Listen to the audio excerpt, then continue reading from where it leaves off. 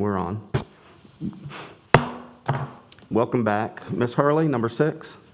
For the public's benefit, we're just going to skip work session number 4 and 5 for the moment, and we're going to talk about number 6, which is a letter to the Liquor Control Board on selling beer and wine at liquor dispensaries. And our Vice President, John Cannon, has suggested that council send this letter. Mr. Cannon. Yes. Initially, I was thinking maybe we would go and look at amending the state law, which allows the sale. But it'd probably be a little bit easier just to try to, without a lot of hoopla, to try to just do it locally and come to an understanding between them that they would not sell wine and beer. The idea here is to try to eliminate as much government competition with the private sector.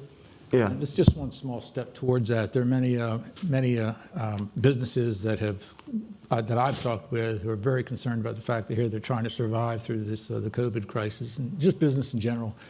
And maybe it's time just for the county not to compete in beer and wine sales. Yes. All right. So that was the idea of the letter, as opposed to going to the state of Maryland and changing state law with the Eastern Shore delegation. Maybe just do it amongst ourselves, and hopefully we'll get a compromise from the dispensary where they'll agree to go along. Do you have any further discussion? Ms. Ackley? I just have a question about it because I think this was brought up before I was on the council. That was the elimination of the liquor dispensary entirely, which could be a matter for, another year. It's been a 15-year discussion, to be frank. So you're right, though. It is an issue that I think every council's been concerned about, competing with the local sector. This is just a temporary or a small change. So is this, is it like a group that has this concern, or is it? I think it's just businesses in general who are trying to sell beer and wine. Every day they're trying, whether it's a mom and pop shop or store or whatever it might be, they're just trying to, earn a living. Mm-hmm. I stopped by a gas station on my way here that had the gas station by our house that sells beer and wine, and I asked them if they felt that was a competitor, and maybe because of the distance, they didn't think it was. So I was wondering if it was certain areas of the county, or if it was certain areas of the county, or what the general population. I think there's some two issues. businesses. One is what the actual fiscal impact may or may not be to the local businesses. The other one is really just the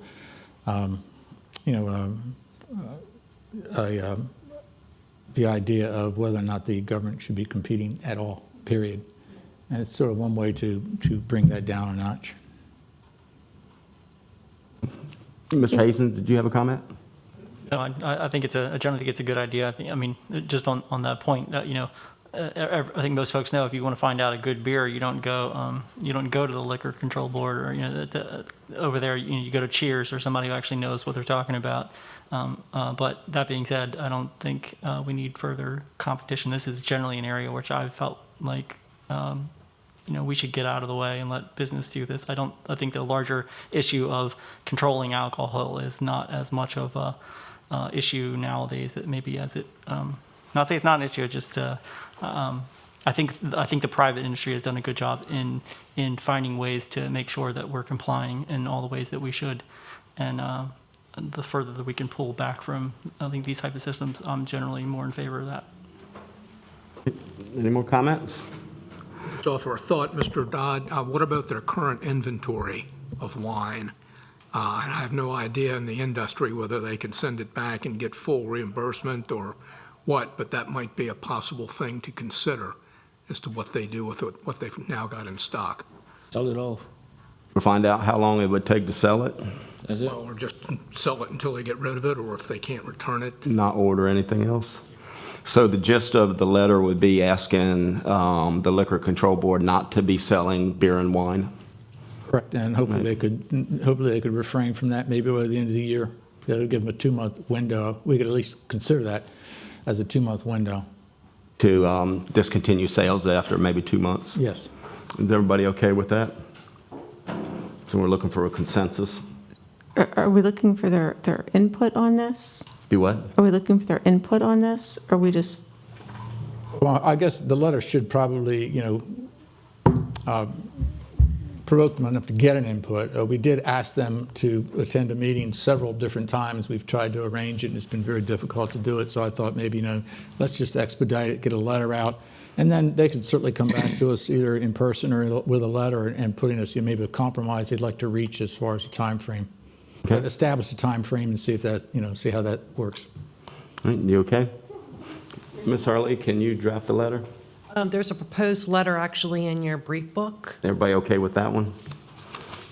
The only thing, the letter doesn't have December 31st as the time period. I can Yeah, add Mr. that Taylor in. makes a good point. We probably should give them that time frame. Yeah. Yeah, so we just send a letter with that 2-month date. Okay, Ask for All a right. response, yeah, as soon as possible. you good? All right, thank you. Thank you. And this time we're going to move back to number 4, the discussion on the public safety building. Mr. Basoda, Sheriff, we only have one mic, so you're going to have to be sharing it back and forth, I guess. That's right, we only have one, Sheriff Lewis, you're right. All right. I'm going to ask Pam to come up in just a second. As a note, I wanted to say that as we progress through the public safety building project and its latest projected cost estimate of approximately $28 million, the Finance Department was recently tasked with analyzing the prospective impact this estimate would have on the county's long-term debt forecast and our debt policy.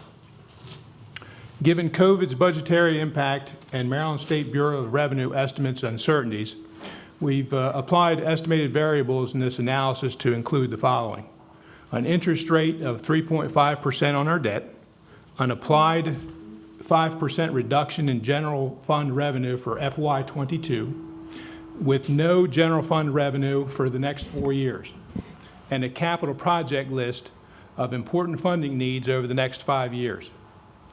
To be clear, there is an identified need for this public safety building project. The purpose of this presentation is to fulfill our responsibility to provide the prospective impact that the capital projects listed could have on our future debt management and our future borrowing capacity. For this presentation, I'd like to introduce Pam Oland. Okay.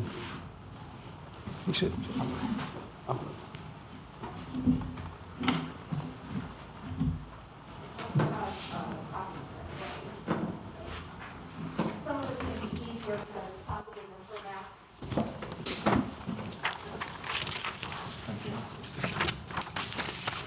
Thank you, Ms. Olin.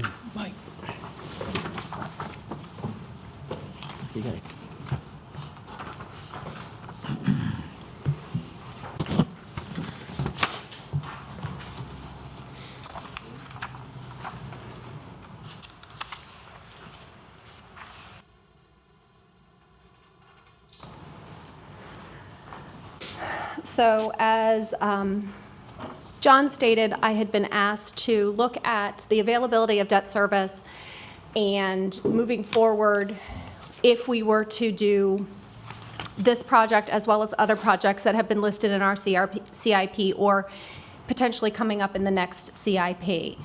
So as John stated, our county policy states that the sum of our principal and interest payments on general obligation debt should not exceed 12% of total general fund estimated revenue. So if with the current estimate of fiscal '21, we said, okay, COVID is going to take an impact on that revenue number. And so we used 5% as an estimate, which is about $7.6 million reduction to make our general fund revenue at $145 million. So that 12% number of $145 million is we'd have the availability to spend on debt service every year about $17.5 million in debt service. So what that translates into is right now, what we're projecting for fiscal '21 is that we have about $13 million in change in debt service, principal and interest payments. So that leaves us space for fiscal '22 to be able to have a debt service payment of about $4.2 million. And I'm rounding all these numbers off for ease of talking about them. In '22, we'll pay down some debt, it'll go off our books, so that gives us availability again to go back up to that $17 million number to borrow another $1.2 million. And then in '24, or in '23, we'll retire some debt, so in '24, we'll be able to borrow, have another principal and interest payment growth of $1.4 million. And all the time while doing this analysis, that $17 million was our cap. We didn't raise revenue through this 5-year period. Now, 25 and 26 are not listed on this because we're not really retiring a whole lot of debt in 25, 26. Thus, there's really not the availability to borrow a whole lot in 25 and 26 based on the current analysis of what is going to retire off our books. So then we took a look at only 5 departments across, or 5 areas that require funding from the county for the next 5 years. We looked at Board of Ed, we looked at the Sheriff's Department, we looked at the airport, we looked at the library, and we looked at Warwick. Airport and library, those are numbers that came to us in last year's CIP. The Sheriff's Department, that $19 million is what we would need to borrow to accomplish the plan as it's currently stated.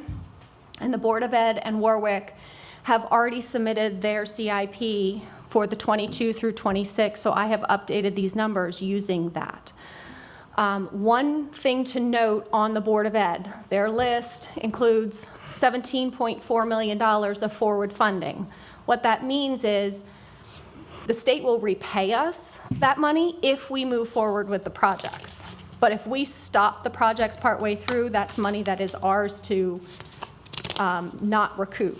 So I made the worst case scenario in this projection is we would have to expend $46.2 million for their list of items over the next 5 years. Warwick, in their last CIP, had asked for the Applied Technology Building in 22 and 23. Their newest one, they have added a new building for 24 through 26 called a Learning Center. So that is new.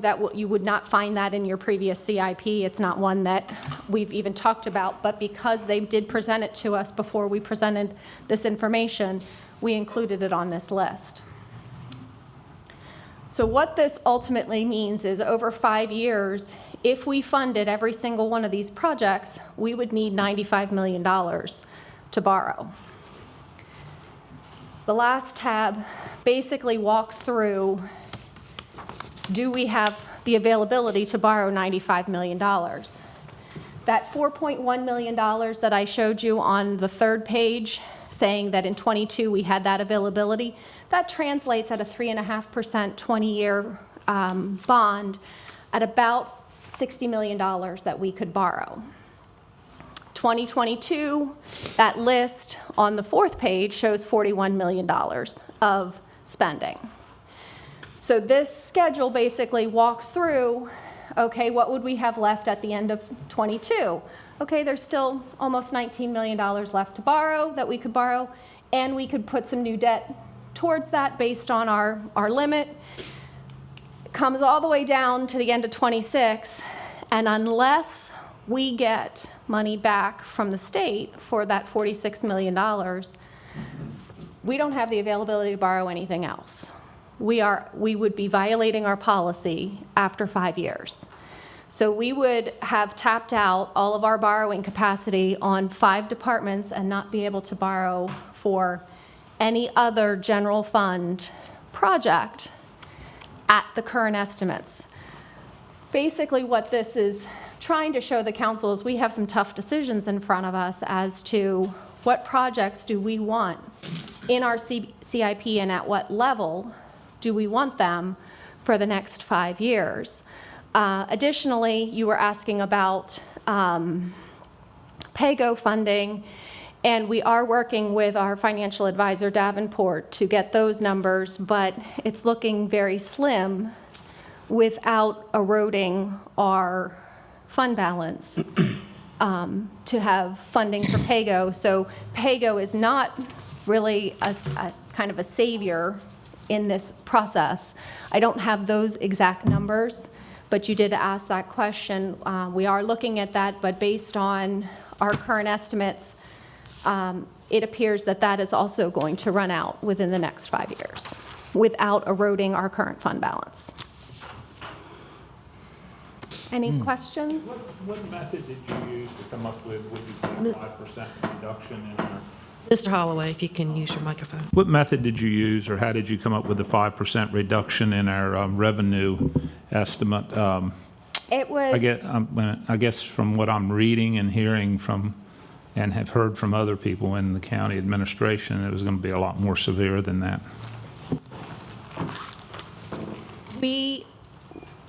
We did not, we looked at 8%, which would be more, even a further cut. We picked 5% because we feel it's going to be at least that much. So you didn't come up with a number, you just picked a number. I mean, you had no We looked at a range of numbers, and we also made the decision that based on, where some of our revenues come from, and right now, with stimulus and that kind of stuff, our revenues are holding up. But come an election in 2 weeks and changes at the federal government, this is all an estimate. And as we stated at the beginning of this, for the purposes of what we're trying to do here, is we have to come up with an educated guess, and we came up with the 5% as I stated at the beginning, just as we came up with the 3.5% on the interest for our debt as it stands. So yes, this is. It's just a guess, in other words. Okay. Sure. That's what I was trying to Yep. figure out. Okay. Is this not including that if we go into a recession? We don't know. Yeah. So the impact of COVID, we don't know if a structural deficit in the state of $600 million, we just don't know. The election, there's so many unknowns for the purposes of moving forward. And as a discussion item as we prepare for our 22 budget process, I know we're here specifically, or the discussion is for the public safety building, but this is basically an exercise for all our CIP going forward. As Pam said, which projects are we looking at and to what level do we want to fund them? This is basically a larger discussion that there are so many uncertainties. The Board of Revenue Estimates, the Bureau, they don't know. We are, I hate to say flying blind, Yeah. but we just don't know. I too was wondering about the 5% reduction in revenue because of COVID. I really expected more, but I understand that's an educated guess. And we're also we're averaging it out over the 5 years. Yeah. So the next 2 years we could see growth, and then as property assessments come in, it affects the property values.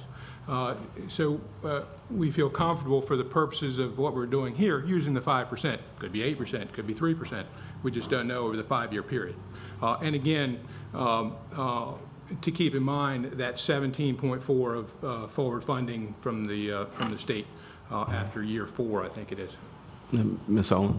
So as John stated, we kept 5% reduction, so we didn't up our number, we didn't lower our number. So we kept revenue flat for 5 years. That's not going to happen. There's going to be a reduction here or growth here. And so that, again,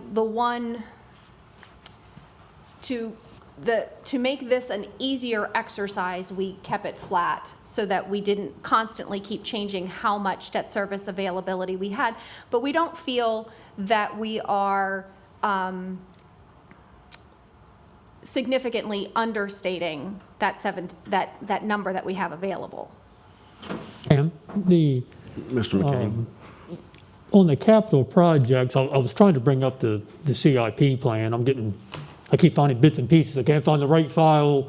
Well, I was trying to put my hands on, we have our CIP, and you might know off the top of your head. What is our total? We took the big nuts here, the Board of Ed and Sheriff's, Airport, Library, but, those miscellaneous make up everything from the Civic Center to roads. Correct. And that's not in here. And the thing that's not in here And it's also not in our CIP plan, which could be, a really, really big nut is, and which we're going to talk about in a few minutes here, is sewer. County sewer has been on the radar here for some time, but we don't have a plan as we sit here, but that's going to fall somewhere in this window. So we know that's coming. But do you know off the top of your head what that total CIP, or give or take? Like I say, I was trying to. No, unfortunately, I'm not. I was trying to bring it up. I'm not connected to the network. I know where to find it on the network. Right. It's under departments, finance, capital improvement plans, is the path on the county website, but I can't access that. But just my overall point is, we're obviously kind of skinny here, to say, to use a lack of a better term, but we also know that the capital projects are actually bigger than this example to some degree. I was just trying to get an idea, are we maybe talking 10% here more, or are we talking 20% here more? When I was putting this together, I was pretty much looking at the departments that had multi-million-dollar requests for debt service over the 5-year period. So again, I took the ones that were the probably $4+ million. Did I miss one? I can't swear I didn't. But I did try to look at what were our top projects. Yeah, I see that, right. I just unfortunately don't have that number with me. We might have to do the same modification of this. Some of this after we have this next discussion, which is, could be a big number. Well, the and water again, and sewer. This debt service policy is just for things that would get paid out of the general fund with general fund money.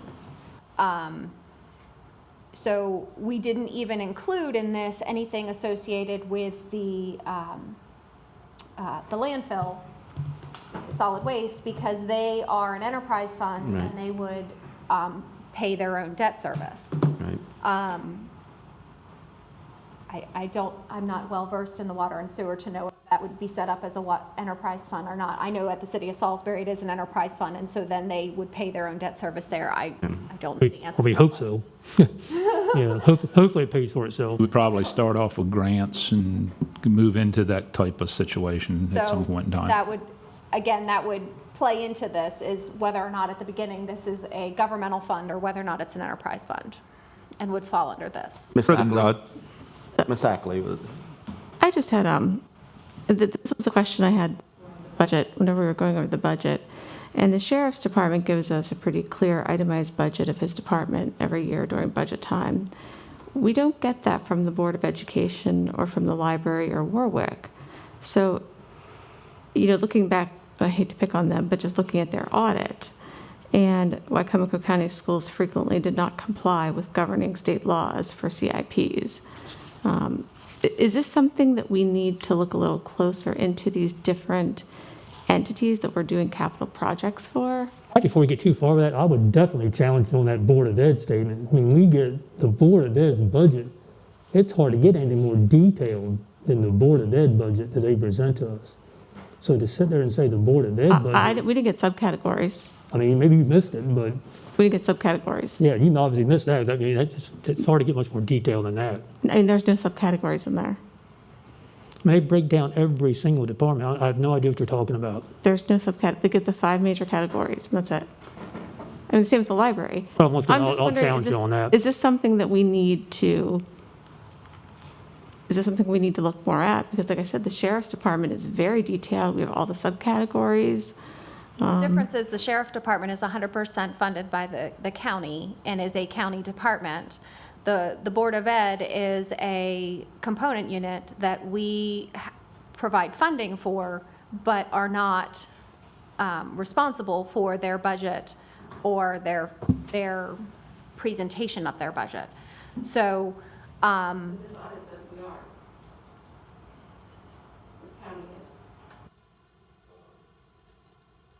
you need to read the last page of the audit. That's also been acknowledged and corrected by the Board of Ed, all 8 of their statements. We can look into that statement. Here nor there. I'm just wondering if these different entities we need just a little bit more information on their CIPs. I think to your point, that's the purpose of this discussion. As we look at projects going forward, we need to look at the projects and look at the amount of funding that we provide for them. We're painting a picture here that yes, after 4 years, it gets skinny. Unless we do our due diligence and our fiduciary responsibility that we're doing now to identify the fact that, hey, in 4 years, it could get skinny. There are the variables in there. I am an optimist, and I would like to say that, quite frankly, we are really hopeful we don't have any growth over 5 years. I mean, but for the purposes of getting an idea of where we are, that's why we put the 5% in there and stagnant growth for the next. So a larger view is looking at everything going forward as to what we can afford, keeping this in mind in the future. Oh, go ahead, Mr. Joe. Holloway, do you have a comment? Joe. I know not to beat a dead horse here a little bit, but we mentioned the 5%, but then Ernie brought up the recession. And John, you were on the council and you might have been involved in finance when that happened. Do you remember what our markdown was as far as revenues back in 08, 07, 08?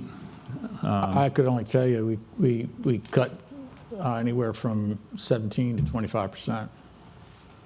So But I would never tell you that's emblematic of what may be happening in the next. I remember it was a lot more than 4 or 5 million or Yeah. something like that. I remember the sheriff's department, unfortunately, was one of the ones that took the biggest hit, during that time, but. Mr. Cannon? I guess the question I have too is, we're getting reimbursables from the airport, the water line as well, aren't we, from the federal? Well, and that's not in that's not in this analysis. We could anticipate that money, right? What's that number? Is that 4 million or is that not? Close to 18 million, wasn't it? Bad, That's the CARES grant. Yeah.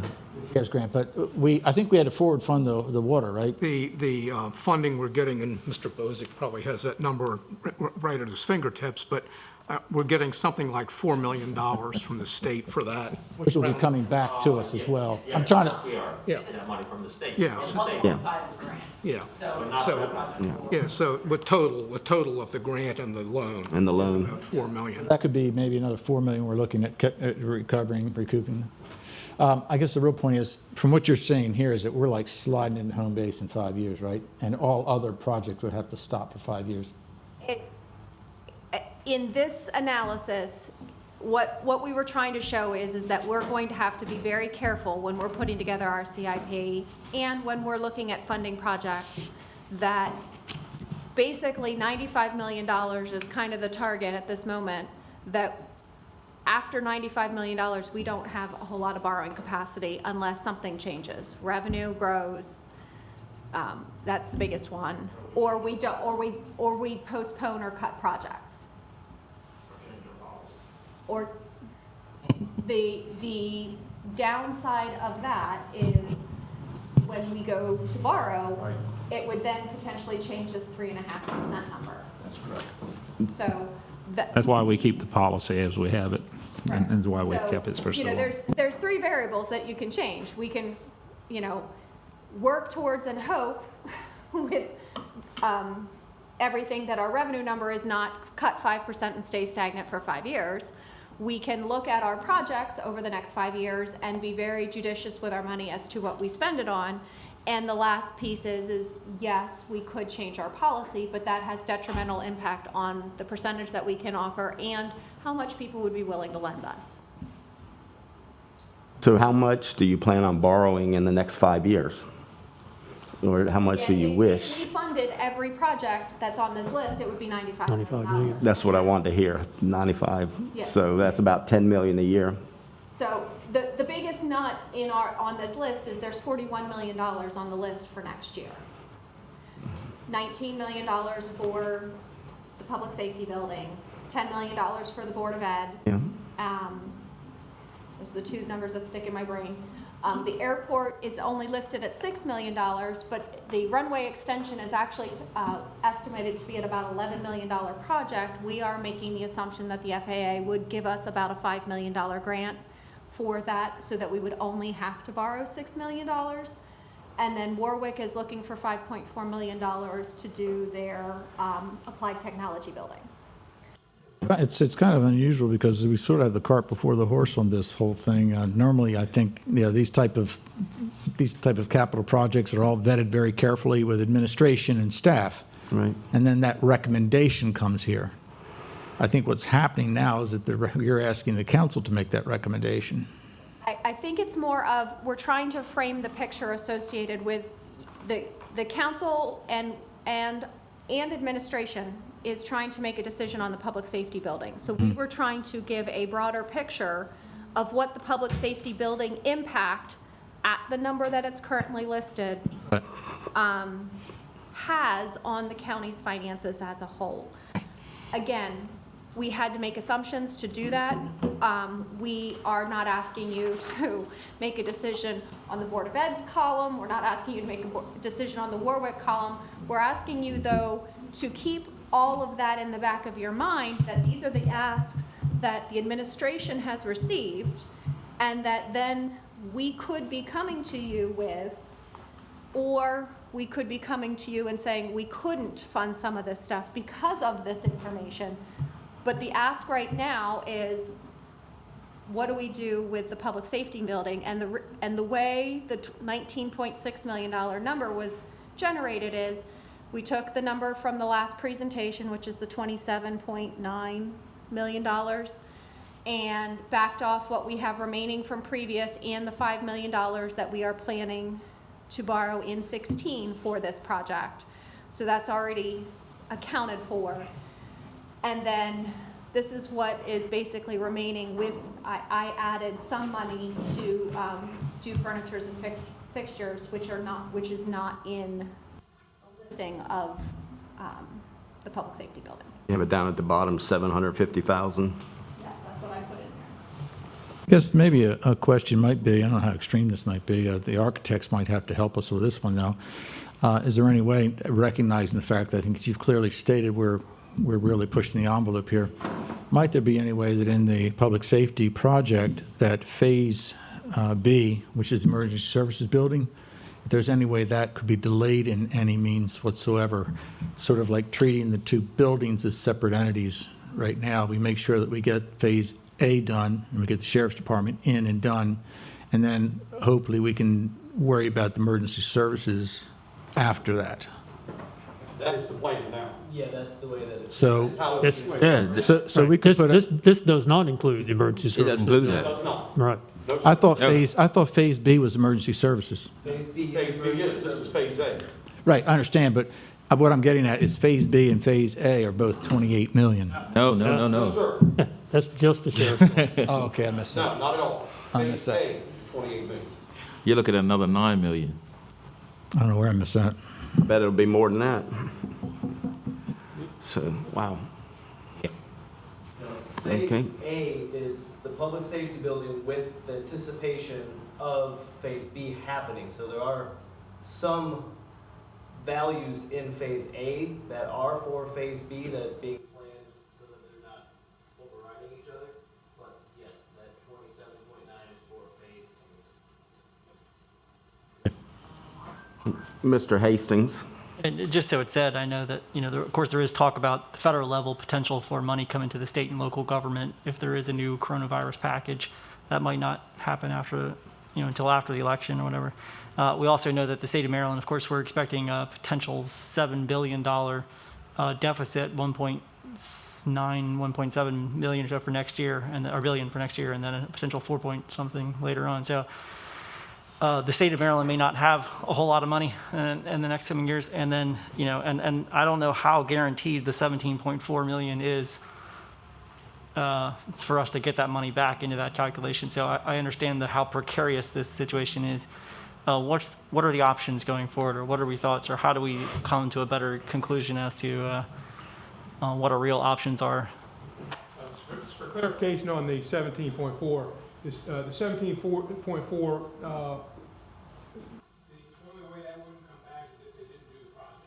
So, for example, the state said that because of their economic picture, they didn't fund the project through DOE, then we wouldn't fund our portion of it. So, that 17.4 is applied to the amount that we put down for those projects. And going forward, that's kind of where we are. This is a 10,000-foot view. And that's to give you an idea of where we are at this level. All right, any more comments? Could I ask a technical question? Has this been Mr. vetted? Taylor. Has this been vetted with the Board of Education? The CIP it just turned in for next year is 45 million total, of which the county share, and I don't have it in front of me, I'm just talking off the top of my head, is about 38 million, round number. And this is down for 10 million. Now, I understand there's a 17.4 floating around, but I just wonder, because I don't think 10 million covers Mardella and the final portion of Beaver Run, does it? Ms. Olin? And This- that's not going to be reimbursed, I don't think. This number is actually from a schedule that the Board of Education provided us as to their cash flow needs over this period. So I took it right from a presentation from the Board of Education. Has it been sent back for them to look at, though, in terms of what you came up with? The purpose of what for the purposes of this discussion, we've taken information that we've gotten through the CIPs that have been submitted by the Board of Education. For the purposes of this, we didn't go back and forth and say, yeah, these numbers correct or these numbers correct. This is from information that we've been given by them.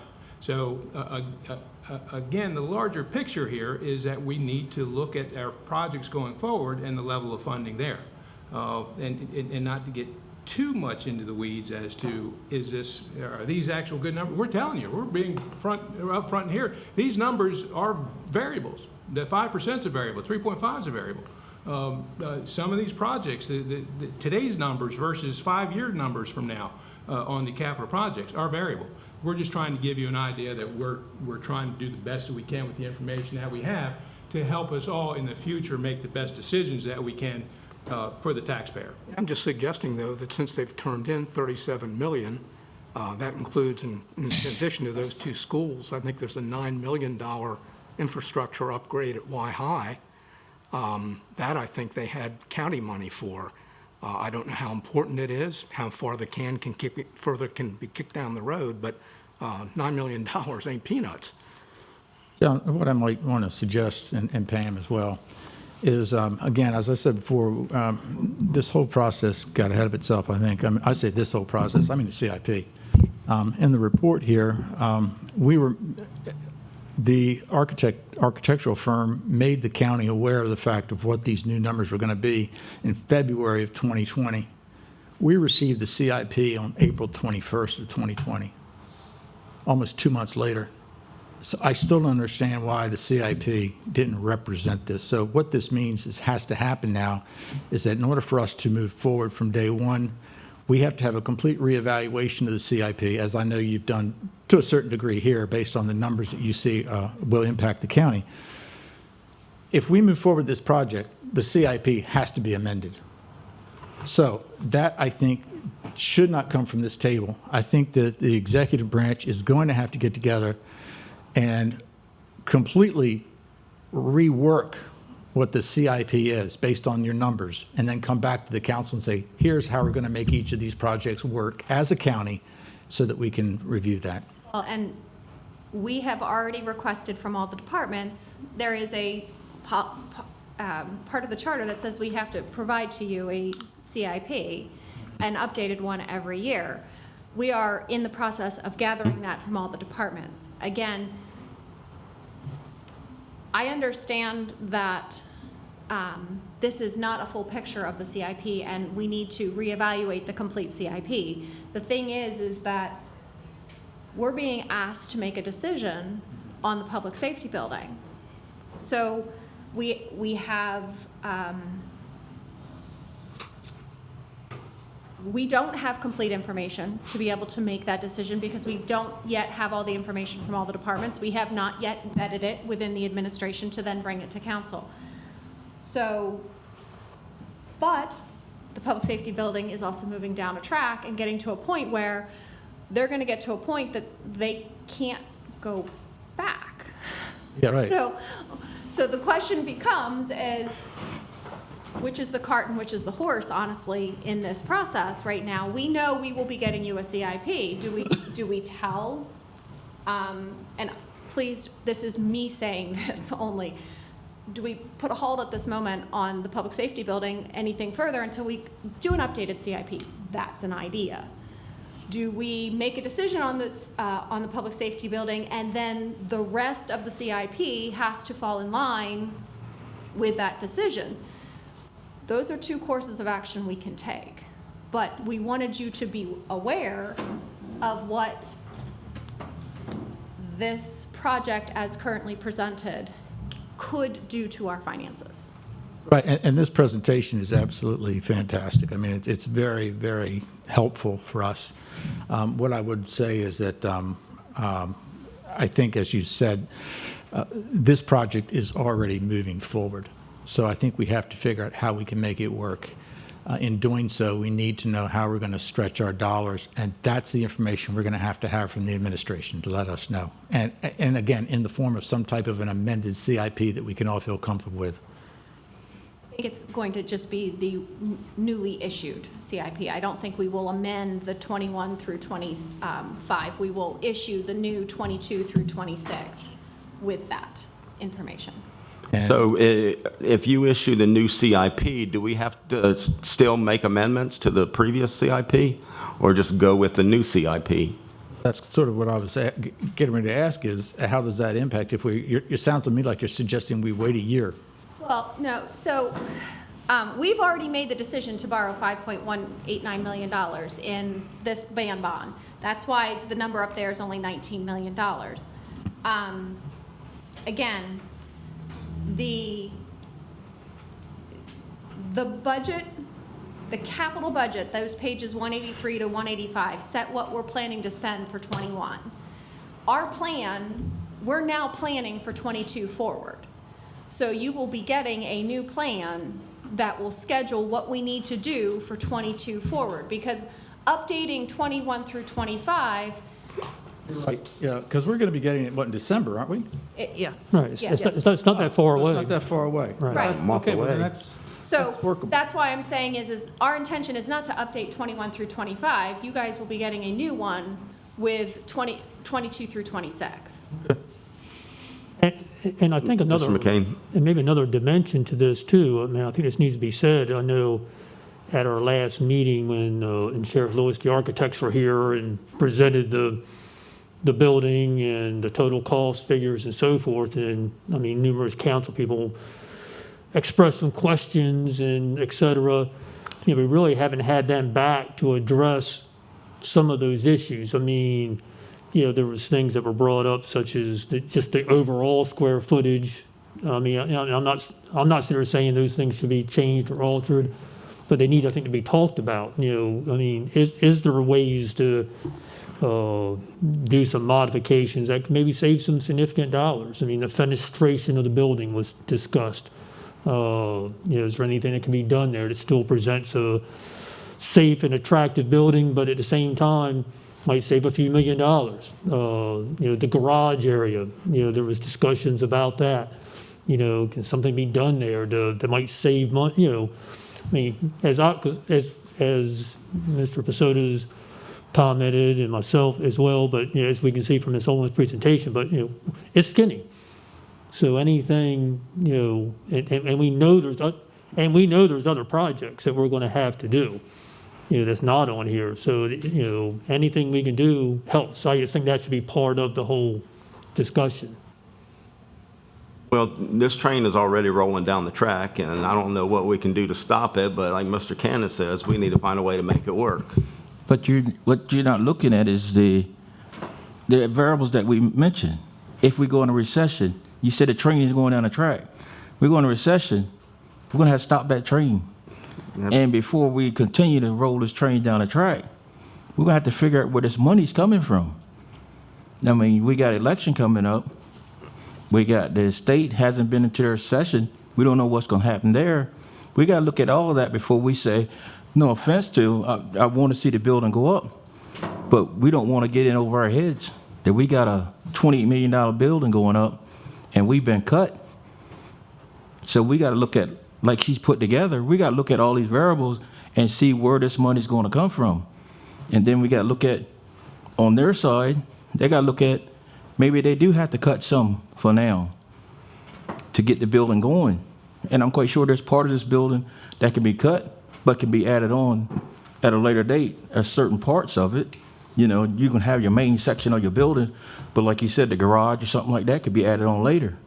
We got to work both sides of this track, see if you can work with us as far as funding this building. What was the estimated groundbreaking with this $5 million that was put into this year? Date-wise, has that been established? No. Okay. Again, because they're still in the design phase, I am not aware. What was the question? When exactly were, Ms. Rice, can you go to the podium? when exactly did we feel that the architects were thinking that they would be ready to do groundbreaking, and the initial $5 million, I guess, would be So, spent? prior to the delay, which we've been on since we've started this conversation, we were set to put bid documents out this fall and break ground early of next year.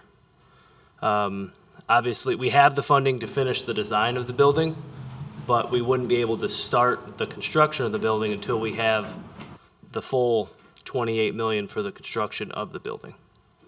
So, as of right now, you're not looking construction until FY '22 at the earliest. Thank you. Did I hear you right? You said you had to have 28 million before you can start the building? Generally, you don't start a project unless you have the entire funds for the project. We would be writing a contract for a contractor of $28 million that we wouldn't have $28 million. So, yes, we've phased projects before between 2 fiscal years, but generally, you want the full 100% of the fund of the contract to be in our account before we can't cut a PO for money that we don't have in an account. Thank you. Any more comments while he's up there? Just sounds to me like we have to get the fiscal year 22 CIP Yeah. at this table.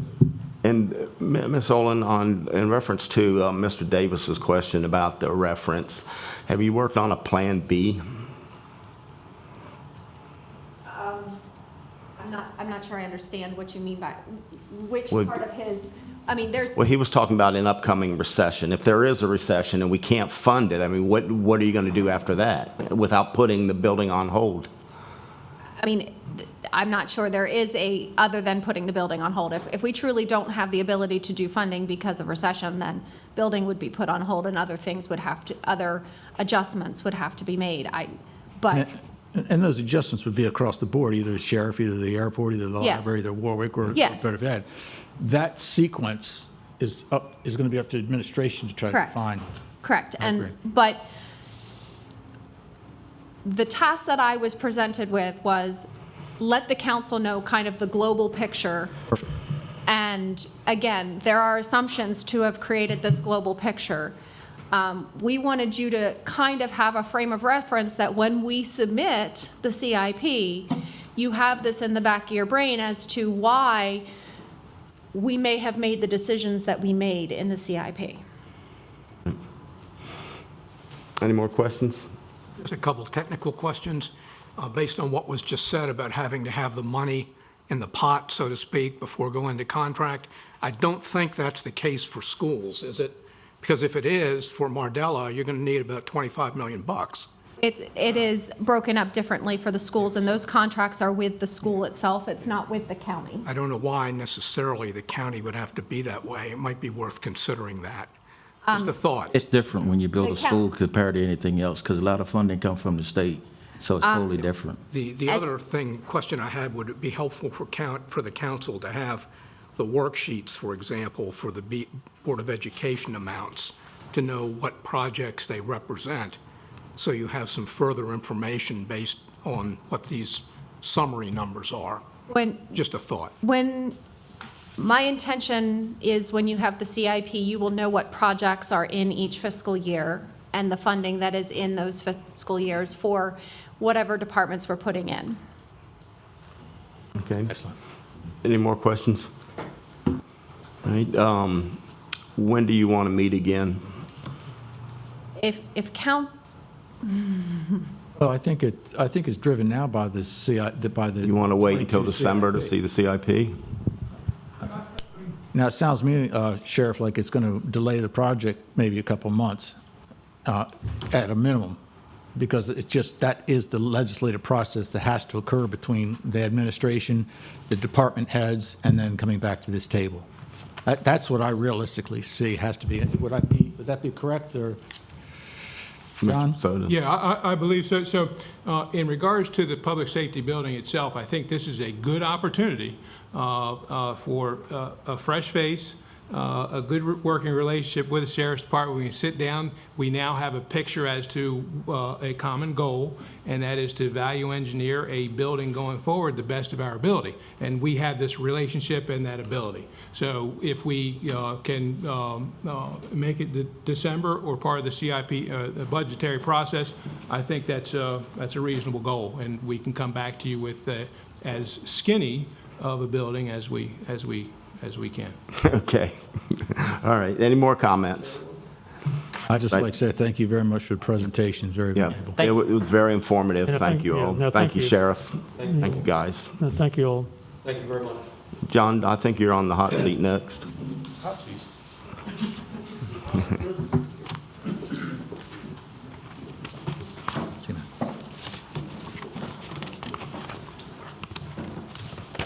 See you, Sheriff.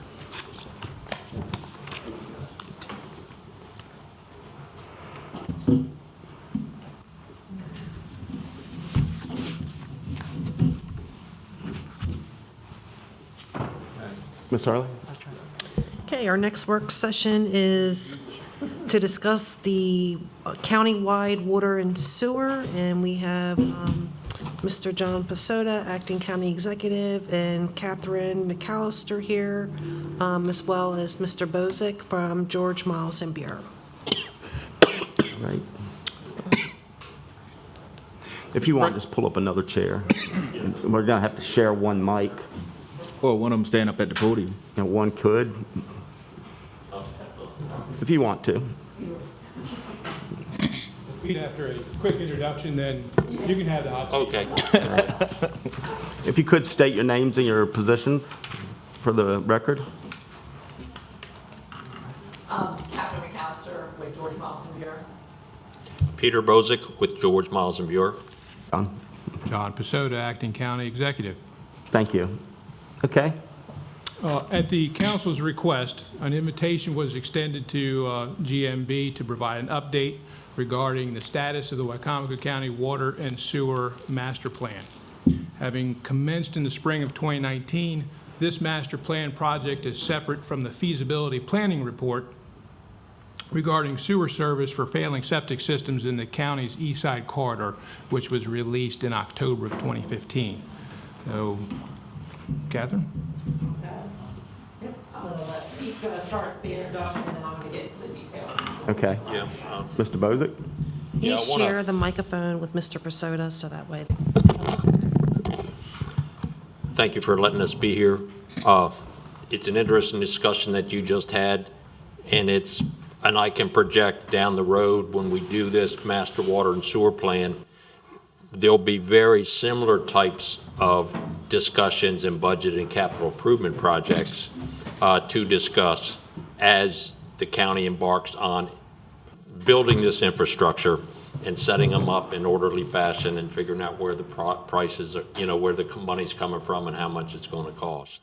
And it would just add to that, to that spreadsheet that you have right now, where you'd have columns for water and sewer in addition to, possibly. And there's a caveat to that. So the question we're trying to answer for the county is, and this goes into the future, far into the future, because when you build water and sewer infrastructure, the intent is that it's going to be there 50 to 100 years from now. So we're looking that far out. We're looking at future growth of the county, countywide, all the municipalities, all the rural villages, and all the agricultural lands with individual residences. We want the county to be in a position when any residents of the county, whether it's a single-family residence, whether it's a subdivision, whether it's a community, they come to you like they did a while back with Morris Mills. Hey, we got a public health problem. Or, hey, we got an environmental problem. County, we need you to help us out. And then the county needs to respond. So we want you to be in a position with this report giving you the information where you're going to be able to say, yes, we have a plan, this is how we plan to go about it.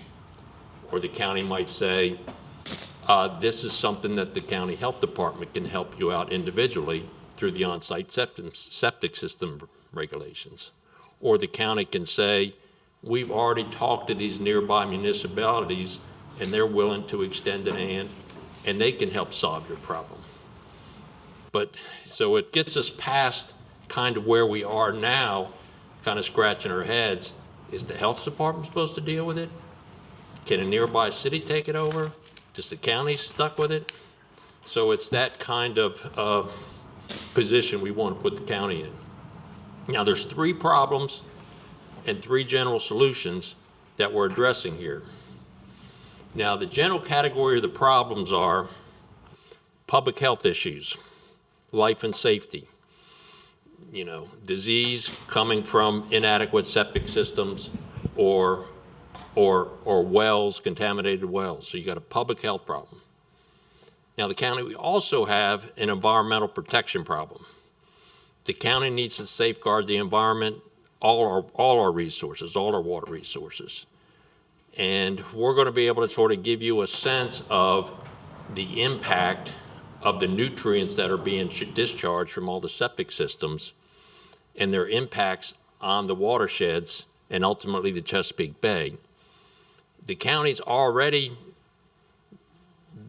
and you also have a responsibility to the federal government to manage your nutrient discharge, and through some of your watershed implementation plan and some of the things you're doing with stormwater management, you're directed from the government side to reduce nutrients going into the watershed. And so with this master water and sewer plan, we hopefully will be able to integrate those 2 programs into one. And it'll be a win-win on both sides of the county. You have a need to reduce nutrients. People have nutrient problems individually. You put it together. So you got environmental protection is a problem.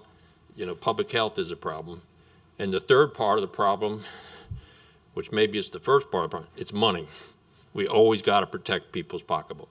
So we got 3 things. We got public health, we got environmental protection, and we got money.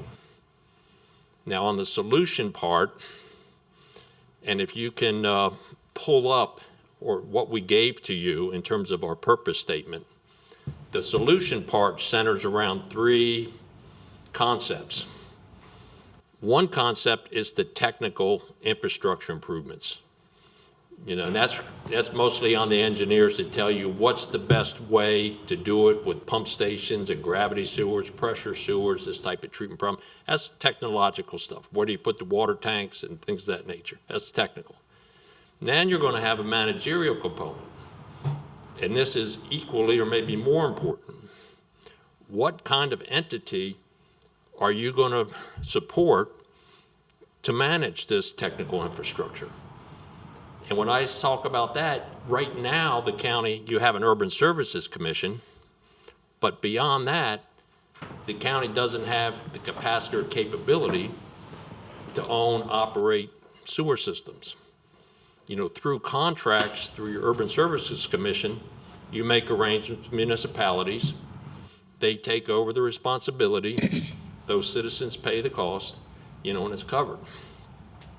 But once the county starts taking on responsibility and managing water sewer infrastructure, I think number 1 is it's usually funded through an enterprise fund. So somehow within your government, you'll set up an enterprise fund to pay for that infrastructure. Now, that may be an independent entity within the government. It may be a sub-department under the Public Works budget, or you may create an authority of some form of an authority or sanitary district like they do. And there's different forms of that in the different counties on the Eastern Shore. What we've learned so far is that there are about 35,000 houses in the county. And about 17,000 of those houses are connected to central water sewer systems, which leaves about 17,000 that are on septic tanks.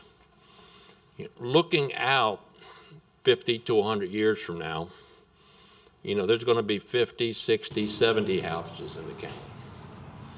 And we're going to kind of give you a roadmap is in those houses, which ones are going to be treated at a wastewater treatment plant with central sewers and which ones are going to be on septic tanks. And then you can decide, and when you know that information and you want to figure out is that the county took over as a utility company, basically eventually you're operating like in place of a utility company, your water sewer department. And you as a utility company providing water and sewer, how many customers would you have? Now, if you only had 1,000 customers, your management structure would be one thing. If you had 40,000 utility customers, you'd have a bigger or different management structure. So we're trying to give you some ideas in terms of which way you go.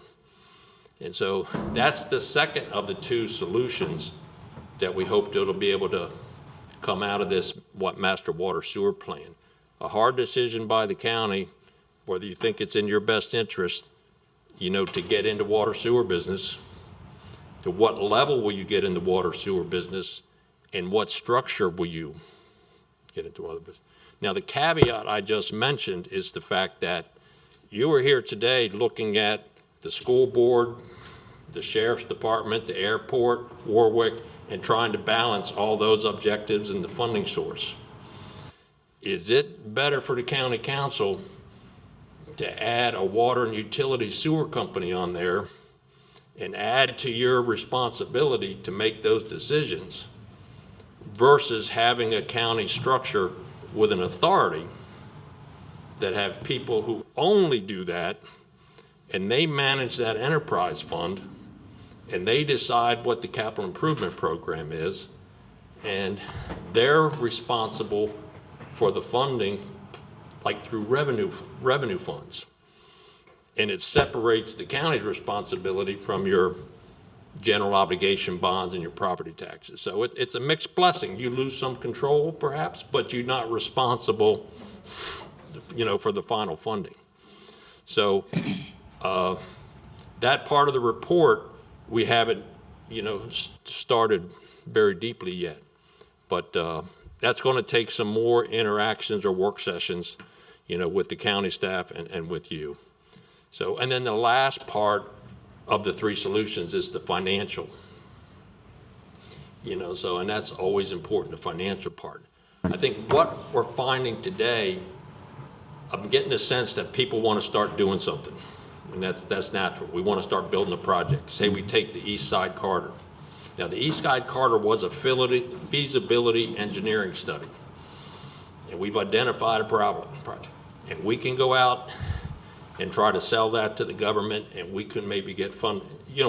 We most likely could get funding for that. And we could get a certain percentage of grant funding. But I think it's going to be more important for the county to go through the whole master plan process and figure out where you're going to go in the future and what kind of entity you have before we take a low-hanging fruit and then build a project, get the best deal we can for the people there, but depending on what deal you make with the city and other things, then the next project, the next project, the next project, they're going to be looking at the first project as a precedent, and maybe things won't work out that well, and you'll be always trying to catch up how to do things. Mm-hmm. So that's kind of some of the big picture items, but All right, so we have a purpose statement. We gave you that purpose statement. We'd invite you to read it and think on it and ask us some questions. At the end of the day, I think the main concept is you take the technical solution, the managerial solution, the financial solution. They all overlap to some extent. And you look for the middle spot that's the best combination of all three. And with that, I'll let Mr. Catherine. Holloway, did you have a comment? Back in 2015, when you brought us our feasibility study Yes. for the east side. East Side Carter. Yeah. I thought that was our inclination that maybe that's where a good place where we wanted to start. Because one thing, that seems to be where we're having some of the most severe issues. We have homes in that neighborhood, in some of those neighborhoods that can't even put in septic systems. No question about it. And my thought process on that would be, and is a little different than what you said, okay, we said we do this one and we do this section and then other areas are looking to join in. We have to start somewhere. And I thought that was probably a good place to start, being that's the place where we had. But from what you're saying that might not be the best idea. No, I think that's as hot as any place, and that's a good place to start. But the framework of how we implement that project needs to be understood before we just jump in and start implementing it. And two things I'm thinking of.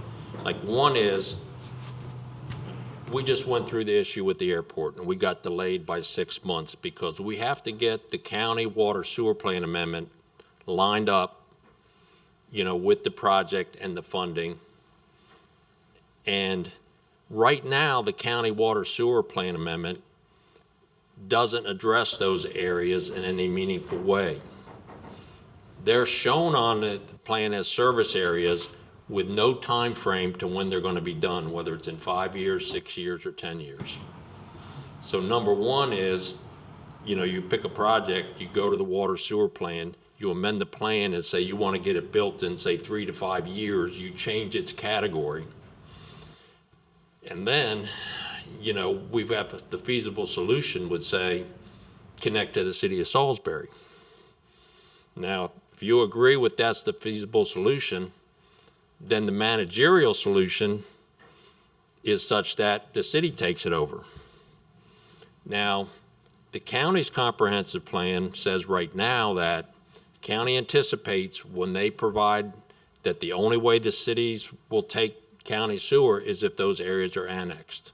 That's in the county comprehensive plan. The county has the anticipation that those areas will be annexed to the city.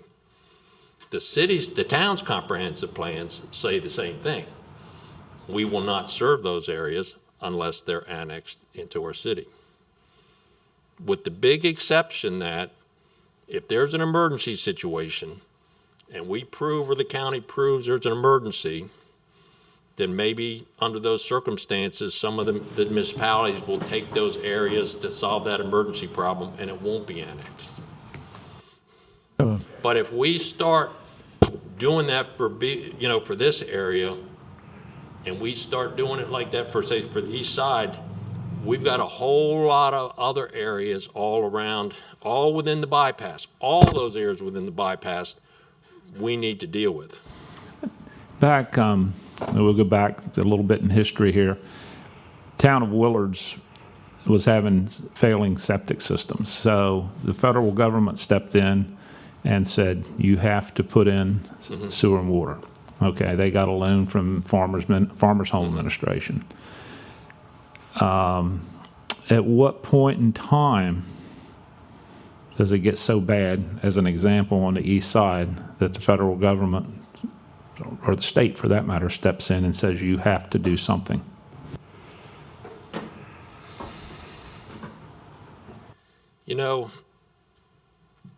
I kind of think in some respects, we're almost past that point. We're there in a number of different areas. Well, I mean, in a number of different frameworks, we're there. There are problems throughout. And right now, the state's done that. the homeowners go to the health department saying, you represent the state, how am I going to solve it?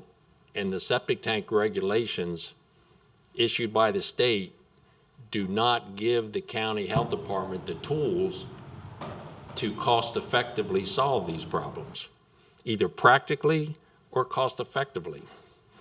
But we're not there all the way because they've not started condemning properties and, you Well, know. I don't know that they can outright, do that, but when the health department says, you've got to put in a holding tank, and the person says, I'm not going to be able to sell my house because it's got a holding tank and I'm going to have to pump it out every week, you could probably draw from A to B. That's just as good as condemning the property. Yeah. And you can't necessarily blame the health department because they can only follow the state regs. And the state regs is coming back again. The state has a county water and sewer plan. They're looking for the orderly implementation of central sewers. They're looking to protect public health. They're looking to protect the environment. So 30, 40, 50 years ago, when they built all those septic tanks on the east side, Carter and Chesapeake Heights, and all those areas, Jersey Road, all those areas, it was anticipated, 30, 40, 50 years down the road, they're just going to connect to a central sewer. Well, guess what? Can happen. We're 50, 60 years down the road, and if we don't do anything, we're going to be 80, 90, 100 years down the road. Part of this, Tanner? part So of this, you're going to have to cut me off because I could go on all day, and I know you want to get to a certain part of it. And I think one of the But, things that Pete was trying to We're mention. working on it. Yeah, mention with that is looking at the governing entity side of that in this plan. So if you do serve East Corridor and you get the money, it's easy to put the water and sewer in from a technical standpoint. Technically, But yeah. who takes it over? Do you negotiate again with the city of Salisbury? Is that the most feasible, or does the county figure out a governing entity to figure it out? And- From my perspective, when you deal with, because we, from Fruitland's perspective, when we were dealing with the initial interviews a year ago regarding this, pretty much the municipality's position is annexation. So it's going to be sticky when you try and negotiate with each municipality where they want to go here. you know, it would seem, I know you keep saying annexation to these municipalities, but most of the people, I can almost guarantee, that live out there in the East Corridor, they don't want to be touched by any city. So what I'm saying is, these plants you're talking about, can they be self-sufficient that they don't have to hook into anybody's water and sewer, that these are sustained, like say out there in Kilburn, you put a plant out there and it support them instead of them having to tap into the city of Salisbury, because he mentioned these urban service districts, and we all know that most of these urban service districts within Wycomico County, those people pay more than what the people pay within the city limits for their services. And that's what these people don't want.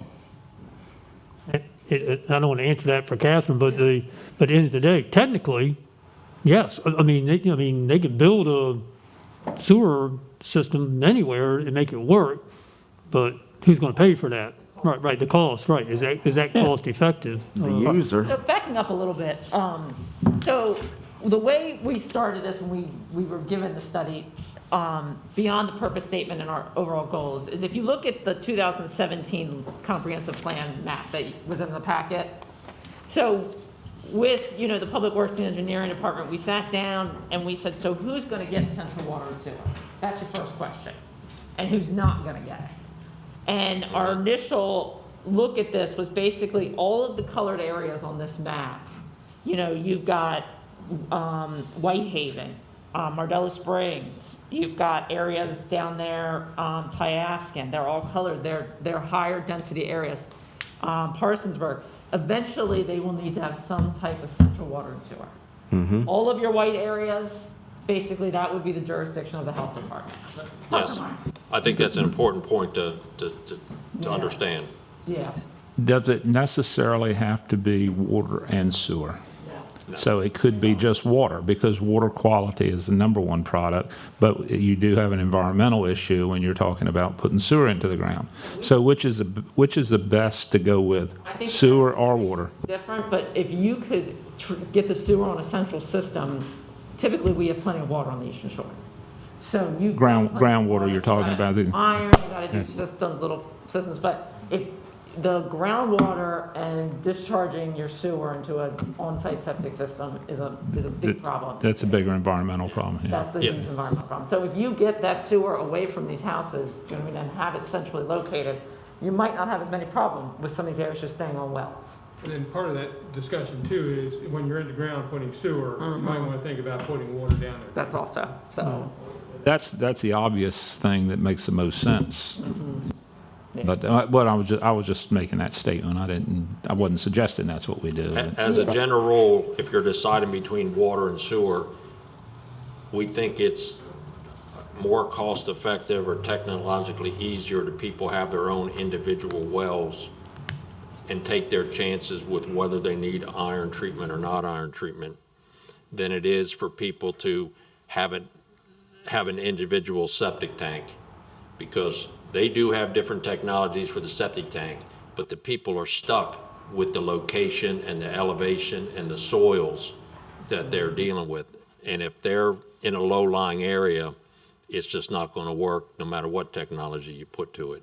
So generally of the two, it could go either way depending on cases, but Question I would have, Mr. Cannon? Pete, question I would have, Pete, would be what I would interpret as a fourth problem, and that's implementation, because the county can't just provide the service and say, here you go, we've got this great. I'm afraid you're going to get a huge resistance from the public, because they'll scream and yell about their septic not working or their water problems and all that. But when you tell them, oh, by the way, you have to now pay for water and sewer, which you haven't paid for in the last 50 years, you have to have permission in order to do this hookup. So how are we going to implement that? How are you going to create that carrot? Whereas these people, you're going to get 100 people that are all of a sudden going to agree, because volume is everything. You can't start if you're going to do a standalone facility, volume is everything. You can't do it with 50 people. So where does that implementation program come, whereas we create a carrot effect that says, hey, you want to start paying for your septic? I agree with you. Water's not an issue. You get rid of the septic and you're probably okay. But how do you tell the people you now have to pay for septic? well, the people are going to need to know what their options are. Whether they're going to, if their best option, their most cost-effective option may be to be annexed. Or their most, or maybe they, as most people choose, I want to be in the county, I want the county to do it, and I'll pay the sewer cost. If it costs me more water sewer, I'm okay because it's less than water sewer plus municipal taxes. Right. So that implementation is going to be a function of when it's done and we set up a management structure and what the capabilities and the capacities the county has. So if you have a modern authority in today's environment that's using the latest tools and technological advances we have with digital communications, artificial intelligence, that things that are automated, you might be in a position where that's the carrot. You're going to be able to sell them that the county, because we haven't been in the sewer business, we don't have old leaky sewers in the ground, with all this extra water that we have to treat. We're going to have new and modern, and we're going to have ways that we can monitor it remotely, and our O&M costs are down, and maybe we can bring you a solution that's cost competitive to the municipality solution. Right, but what are you going to do? I mean, are you going to go down Mount Herman Road or Old Ocean City Road? Are you going to knock on every single door and introduce yourself and say, hey, No. your septic's going to fail in 5 years, hook up today? No. When the county implements a project, and it happened like in Morris Mill, when you go through some of the, and we went through public hearings and we went through some referendums, and you get the grant funding programs, when a project area is decided, every one of those properties are going to be required to hook up. Well, at that time, it's a little bit different, because at that time, all of a sudden, that whole area, the whole neighborhood went, oh my God, we have poisoned water. Right. That isn't the case now. These are people that are living quite fine as they are with a septic system that may be very questionable. They don't want us in their business. Right. How do you implement it? Well, if you look at the areas in white that in that map, the rural agricultural areas, Yeah. you know, which, what Catherine mentioned, we want this plan to document that those homeowners and the county health department can address your problems, and the county council does not have to be involved. And generally, what we're saying is those rural areas where the housing density is, you know, relatively 2 acres per house, they're going to have to do whatever they have to do with an advanced treatment system or a mound system, or those types of other alternative systems to make it work. And the county should at that point feel good about it, because you can't do, cost effectively treat that. You don't want to spur growth or encourage growth in areas you don't want it, and you take that burden off of your plate, and we rightfully mean that it goes to the health department of state, takes care of those rural density areas. And Now- Pete, one caveat to what you just mentioned, The school board. alternative systems, like if you do a mound system in Maryland, Yes, the state, you can't get your permit without signing, you have to sign an easement agreement with them that says if public sewer is extended by your property, you have to connect to that. That becomes available in the future. I mean, they don't give you a permit now unless you sign that. So, I mean, that's a little bit of a, I think it's a good insight, and I think that what we're saying, this master plan should bring clarity to that, into that, make it more black and white. People right now have to sign that not knowing if sewer comes by or not, but in the future with the plan, they're gonna know whether sewer could be available or not available. Right. Mr. Hastings? I'll tell you, first of all, thank you for putting this together. This is the kind of thing we need to grow. You look at our neighbors, Sussex County, they've been putting up, and Bill knows, a couple thousands of homes every year, and we got folks who want to move here who just can't. And furthermore, you've got, I live right next to the college. I can look across, I'm in the middle of the city, and most of my district's right in the middle of the city. I can look across out my dining room river window and actually see a county property. Okay.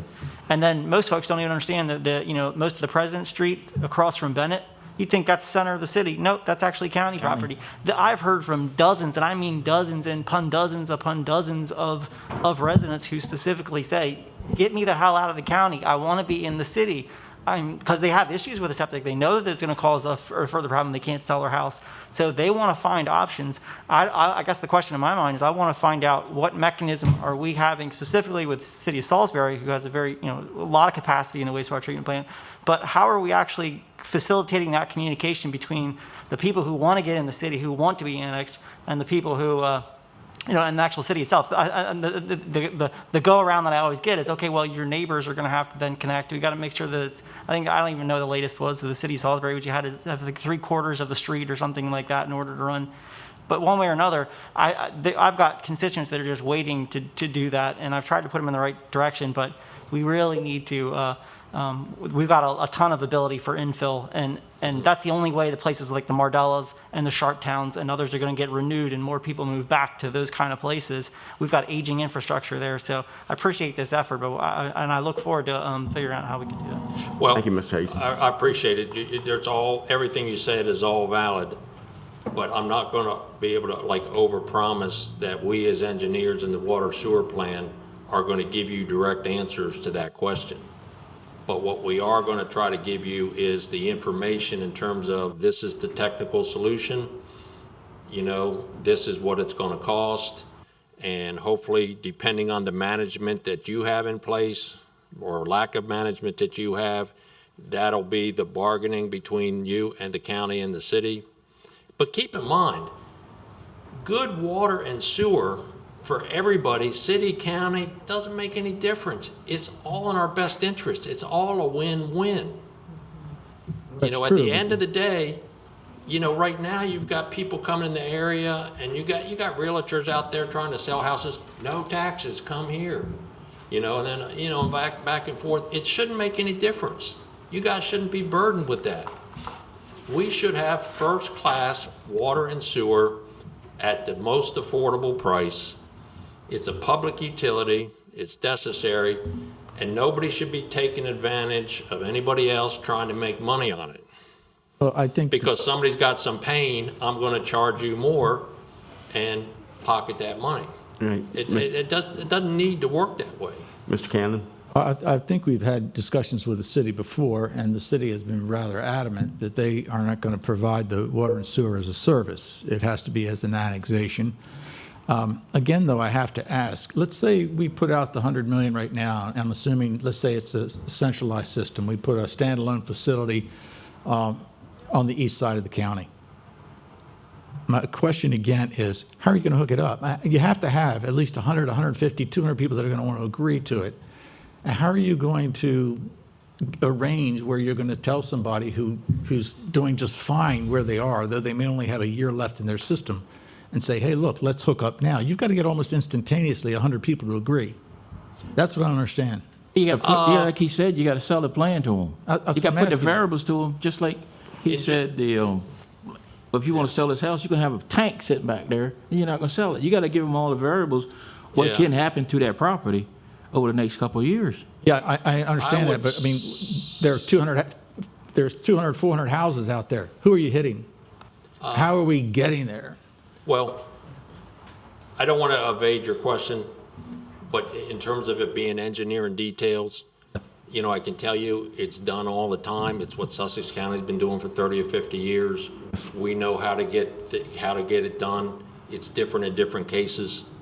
You know, a general gist of the East Side Carter, you know, I think we were in the range of 200 or 400,000 gallons a day, you know, to cover those areas and the infill within those areas. And then we got to look at the cost of just building something for those areas. Or do we put the sewers in for those 400,000 per day customers, but we build a treatment system that could handle twice that much in anticipation that we would go to other areas? But those details, in a lot of ways, they're the easy part to solve. It sounds daunting, but that's what the engineers do, you know, to make it happen. We'll bring it about. But if you do that and you start building, you know, a treatment system, a standalone treatment system, and then you have to decide what kind of a management you have if you're going to make it an enterprise zone and how you're going to charge people. Like you said, the bigger the flow, the more cost effective it's going to be. Right, we're And what running you way do here. behind. Okay, so like, I'll just say, to answer your question a little bit, with Morris Mill, you had to get so much percentage to object to it, and they didn't get it, because enough wanted it, and I can tell you personally, the number of people I talked to who did not want it, and I had to get them through it, and they had to connect, it just wasn't an option. There's property value, there's fire Yeah. protection service, Yeah. there are pluses, but Yeah. So just to hit just a couple more technical things, so Yes. you guys know where we are, real quick. The only other thing the other major thing we've done, so we have talked to every single town, basically. We've Yeah. sat down with them, they know what we're doing. They've all basically stated the policy that they'll require annexation if it goes to them. They gave us their boundaries. We've talked to the health department about where the hot spots are, we're gonna try and focus on those. But the other thing is, this other map, I just want you to see, and this is kind of what Pete was talking about the 17,000 homes, Yeah. you know, that are on already, and then those that aren't. So if you just look at the colored areas, the areas that we have recommended central systems, basically, this whole county is gonna have a total of 23 MGD flow, 23 million gallons of septic flow. If you look at the existing wastewater capacity, you know, you already have a good amount of existing treatment capacity through the city of Salisbury and all them. But we basically have to go to MDE and say, we're taking X septic tanks offline, you need to give us discharge capacity.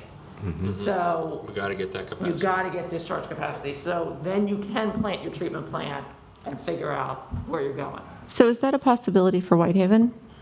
Yeah, Yeah. Whitehaven is Yes. a great example, and Yes, with yes, Whitehaven, yes, you yes. have enough customers in that small area that, you know what I mean, you do a small system. And Whitehaven is a hot spot for the health department, maybe. Yeah.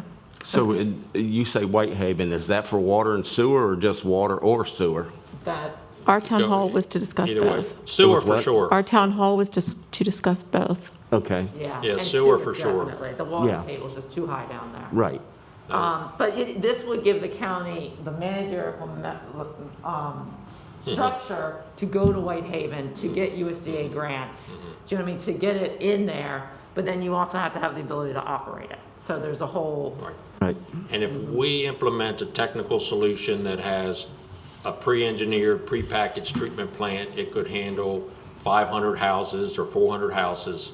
It's a certain size. The county does it for Whitehaven, and then we anticipate rolling it out. Well, we'll do the same thing in Quantico, the same thing in Powellville, the same thing in Eden or Allen, when the time comes within the next 30, 40, 50 years. Yeah.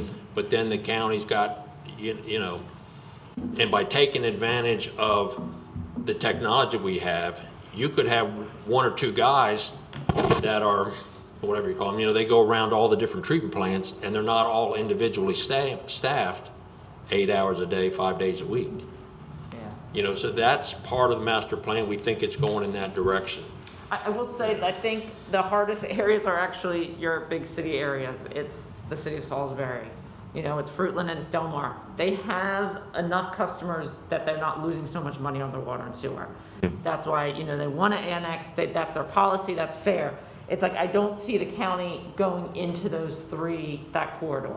Yeah. Those individuals have to take and annex however they do it, the little pockets of people. Outside of that area, I mean, you've got a lot of these small towns that they're barely surviving, and it's because of their water and sewer. Yeah. They don't. When you were doing this study, did you take areas like the Kilburn area and that park around there that had failing septic systems? Did you look at that and think maybe that's the place to start? Not there, really. Not necessarily. We absolutely looked at them. We looked at all of them. And places like that kind of fall a little bit into no man's land, you know, in that regard. And so we're not really sure. I mean, it came up big time that the people don't want to be annexed. Right, and that's what I'm hearing, because a lot of that is my district. Now, those are generally half-acre lots. Yeah. And I don't know if at the end of you know, you could eventually have some type of a community system where everybody in there has a mound if they need to, but it's done as a community effort and jointly funded and jointly operated. But those details we haven't got to yet. But what we do have is we've overlapped the municipal growth areas, you know, with the county comprehensive plan, and tried to cover those areas, thinking that they're going to be definitely candidates for central sewer. And, you know, it lined up very good in Sharptown. There's areas where the county wants to, thinking it's going to grow east, and Del Mar says, no, we're going to grow west. We can work all that with the planning documents. Now, But would it there's- be safe to say that a lot of the areas that we've seen in the past couple of years that have been flooding pretty bad, would it be safe to say that they've got bad septic systems? Or I think their soil conditions, their elevation, soil, the watershed conditions. There's a number of places that have slow draining soil, and a vast number of places have high groundwater tables. This will, no And- doubt, a component of this is our MS4 permitting. That's it then. Another large component of this is the state and federal government recognize the future impact to the watershed, and they're going to make it ever more increasingly expensive to put that package system in for a personal house. They're going to regulate it so that, I don't know that we have 40 or 50 years to be sitting around here at this table. Like, I think you guys did an initial study in the 70s. I don't know if you were We did. involved. I don't know if you were I was involved in that. 1979 when Vic Laws was the county council, and Bill Miles was around and did the first Okay. study. And Kilburn was hot on the list back then, and so was Deer Harbor, and so was Chesapeake Heights, and so was Maple Plains, and all, and they're still there today. I feel good that, you know, when we get to the state level and we got our act together in terms of what Catherine's talking about, what loads we need and and how we're going to holistically solve the problem on the county level, that we can get, you know, good support from MDE for the direction we're going, and hopefully put us in the best position to maximize grant funding through their program. Good.